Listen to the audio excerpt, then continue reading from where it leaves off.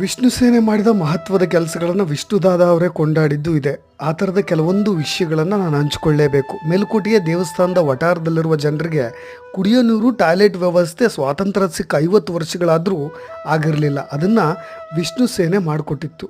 ಜೊತೆಗೆ ಅದೆಷ್ಟೋ ಊರುಗಳಲ್ಲಿ ಶಾಂತಿ ಸೌಹಾರ್ದತೆ ನೆಲೆಸಿರೋದೇ ವಿಷ್ಣು ಸೇನೆಯಿಂದ. ಹಿಂದೂ ಮುಸ್ಲಿಂ ಗಲಾಟೆಯಾಗೋದನ್ನು ಕೂಡ ವಿಷ್ಣು ಸೇನೆ ತಪ್ಪಿಸಿತ್ತು ಅನ್ನೋ ಹೆಮ್ಮೆ ದಾದಾಗಿತ್ತು. ಸರ್ಕಾರ, ಪೊಲೀಸರು ಮಾಡಬೇಕಾದ ಕಾರ್ಯವನ್ನು ವಿಷ್ಣು ಸೇನೆ ಹುಡುಗರು ಮಾಡಿಬಿಡ್ತಾ ಇದ್ರು.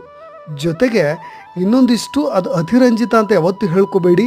ಪತ್ರಿಕೆಯ ವರದಿಗಾರ ಕಂಚನಹಳ್ಳಿ ಗಂಗಾಧರ ಮೂರ್ತಿಯವರ ದಾರುಣ ಕೊಲೆಯಾದಾಗ ಎಲ್ಲರೂ ಮೀನಾಮೇಷ ಎಣಿಸ್ತಾ ಇದ್ದಾಗ ವಿಷ್ಣು ಸೇನೆಯ ಹುಡುಗರು ಉಗ್ರವಾಗಿ ಖಂಡಿಸಿದ್ರು.